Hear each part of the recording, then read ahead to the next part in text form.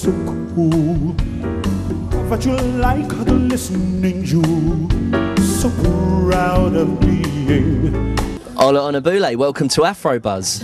Thank you for having me, James. Well, thank you for joining us. To start with, we're at the Intimate Jazz Club in Soho. What brings you to perform here? Oh, this is an old favourite venue of ours, you know. It just seems to work. You know, we come along, it's a good house, it's nice and intimate, people, you can see the whites of their eyes.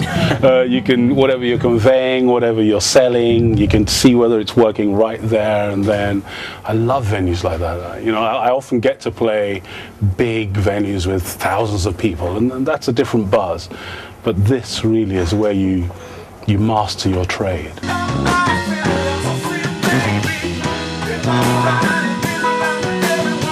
I want to talk a little bit about your upbringing in Nigeria and your childhood. What influences has that had on your music? Probably the strongest and probably the most obvious is rhythm. You know, I approach a lot of my songs from a rhythmic point of view, and whenever I find myself feeling dissatisfied with a straight ahead 4/4, even though there's absolutely nothing wrong with it, every so often I'll just think, you know, it needs something else. And often enough, after a long search, I'll almost always come back to an African rhythm. So I think in that way, you know, that part of it still rings very strong in me. Were you always aware, though, of, say, maintaining and representing your Nigerian roots? Yeah, I'm aware, but I don't make any bones about it, and it's not a big statement. I mean, when I open the show, I always give my name as my grandfather used to call me, because it's how I identify myself. Which is? Which is Ola Benga Abdulmajid Onabule. Do you think it's everybody else that's kind of determined to categorise you, but you're not so worried about it? Yeah, I just hear music and I love it if it's good, and I leave it at that. I don't question it any further. A smart brother with an afro, like a halo around his head, still marching to the rhythm of the hero happy day. He heard his hand in the gutter, call a damn good woman up. He says, how we gonna get a little further? When you're scratching that same old, just forgive me if I preach.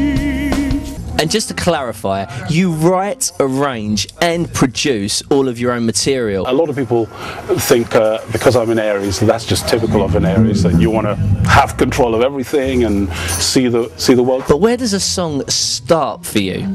I believe musicians essentially, originally, were troubadours. They had a little story to play, and they would essentially have played it on a little mandolin or on a oud, or so, you know what I mean, and walked around and told their stories.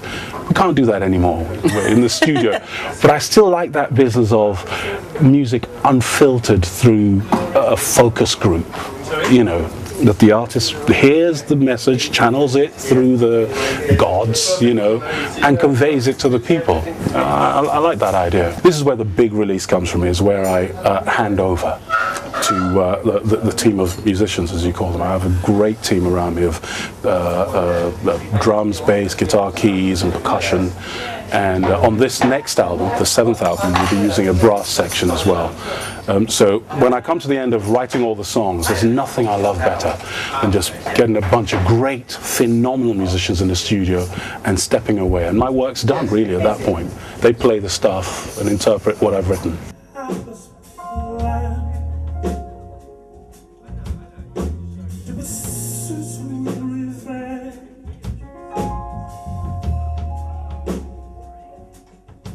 She's resigned to do all she can to execute a tragic end.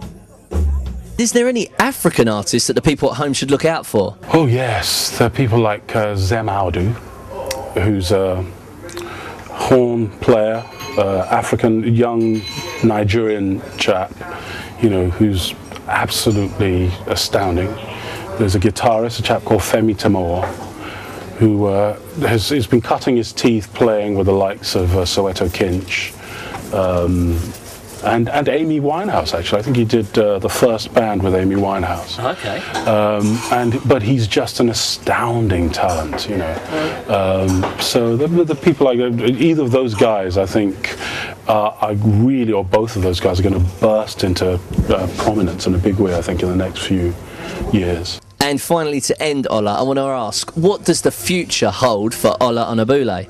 Oh, well, I've got this album coming out in the spring, in the late spring, my 7th album.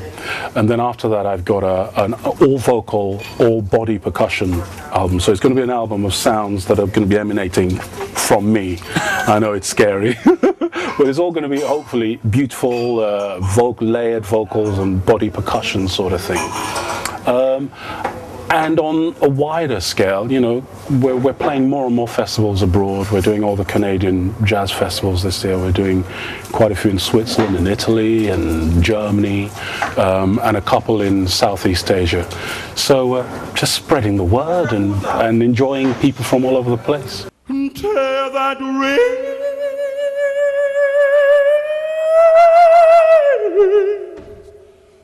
and chamber.